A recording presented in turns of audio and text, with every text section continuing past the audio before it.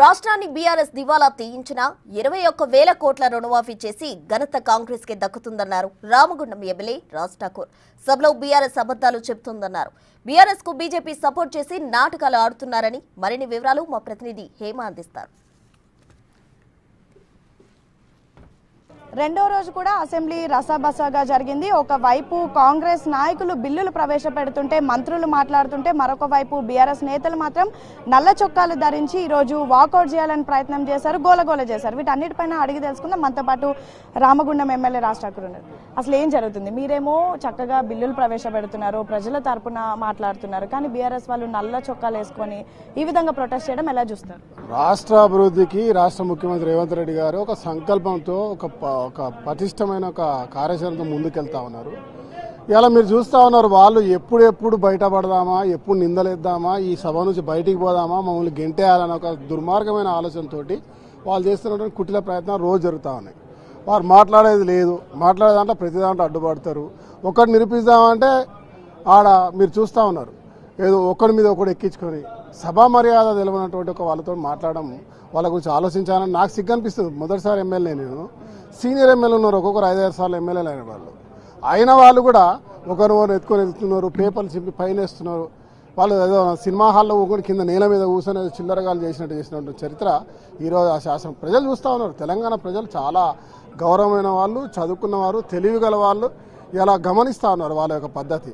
ఇలా ప్రభుత్వం ఒక సంకల్పం తీసుకొని ఒక ఇంత కష్టకాలంలో కూడా వాళ్ళు అప్పులపాలు చేసిపోతే ఇవాళ దాదాపు ఏ విషయంలో కూడా వెనక్కి పోకుండా ఈరోజు ప్రతి ఒక్క సంక్షేమాన్ని ముందుకు తీసుకుపోతూ చరిత్రాత్మక నిర్ణయాలు తీసుకున్నది. భారతదేశంలో ఎక్కడ చేయని విధంగా 31,000 కోట్ల రైతు రుణమాఫీ చేసింది, సన్నాలకు 500 బోనస్ ఇస్తూ ఉంది, 5 గ్యారెంటీలు పూర్తి చేసింది, తర్వాత ఇవాళ ఉద్యోగాల కల్పన చేసింది. ఒక్కటి కాదు, ఒకటి చెప్పుకుంటా పోతే 100 ఉన్నాయి. ప్రతి దానికి వంక పెట్టుకుంటా కావాలని అడ్డుకునే ప్రయత్నం చేయడం తప్ప ఇంకొకటి లేదు. అంటే గతంలో వాళ్ళు ఏదైతే బీఎస్సీలో ఒక రూల్స్ పెట్టారో, ఏవైతే వాళ్ళు చెప్పినటువంటిది ఇప్పుడు కూడా ఫాలో అవుతున్నారు, అది అసెంబ్లీ రూల్స్. కానీ అలాంటి రూల్స్ పెట్టిన వాళ్ళు ఈ రోజు తప్పడాన్ని ఎలా చూస్తున్నారు?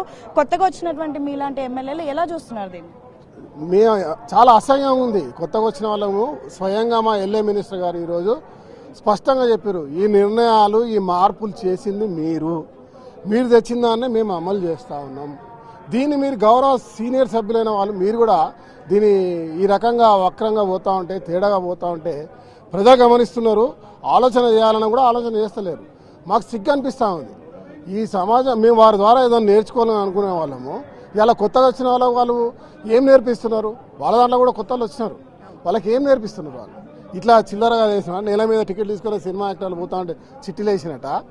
ఇది అసెంబ్లీ అంటే ఒక గౌరవమైనటువంటి ప్రాంతం, ఒక దైవం, ఒక గుడి లాంటి ప్రాంతం. న్యాయానికి, చట్టానికి అలా కొన్ని పరిధులు తీసుకొచ్చి అలా సమాజం కొరకి ఒక మంచి నిర్ణయాలు తీసుకున్నట్టు ఒక ప్లాట్ఫామ్ని మీరు ఏ రకంగా చూస్తూ ఉన్నారు? అదే కొట్లాట కావాలనుకుంటే బయట కొట్లాడాలి.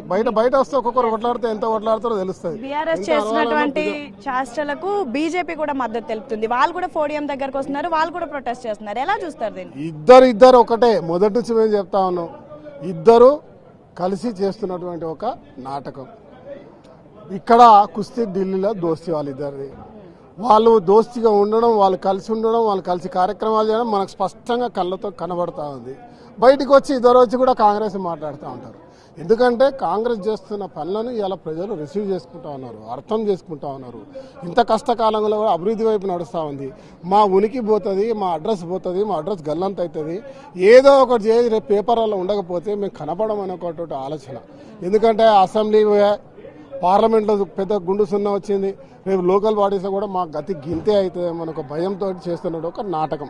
అంటే వాళ్ళు చెప్తుంది ఏంటంటే మీరు అన్ని అసత్య ప్రచారాలు చేస్తున్నారు, పబ్లిక్ లోకి తప్పుదోవ పట్టిస్తున్నారు, పబ్లిక్ ని లెక్కలన్నీ కూడా లెక్కల గ్యారెంటీ చేస్తున్నారు అంటున్నారు. దీని ఎలా? ఇవాళ టూరిజం పాలసీ, స్పోర్ట్స్ పాలసీ, తర్వాత స్కిల్ యూనివర్సిటీ పాలసీ మేము తీసుకొస్తే వాళ్ళు ఇవాళ మా ఆది శ్రీనివాస్ గారు మాట్లాడారు, వాళ్ళు ఒక వాట్సాప్ యూనివర్సిటీ తీసుకొచ్చారు. ఫేక్ క్రియేటివిటీ కొన్ని వేల మందిని తయారు చేసి ఒక దుష్ప్రచారం, ప్రజలను కన్ఫ్యూజ్ చేయడం తప్ప ఇంకేది లేదు. చివరిగా ఈ రోజు హరీష్ రావు మాట్లాడుతూ 2 సార్లు మీ డిప్యూటీ సీఎంని డిప్యూటీ స్పీకర్ అని అగౌరవపరిచారు. అంటే దళితులు అంటే వాళ్ళ దృష్టిలో ఏంటి, అసలు ఏం చెప్పబోతున్నారు? దళితులు అంటే వాళ్ళకి పూర్తి గౌరవం లేదు. స్పీకర్ గారి మీద, పోడియం మీద ఏ రకంగా మీరు ముందుకు పోతా ఉన్నారో, ఎట్లా బెదిరించి మాట్లాడుతున్నారో చూడాలి.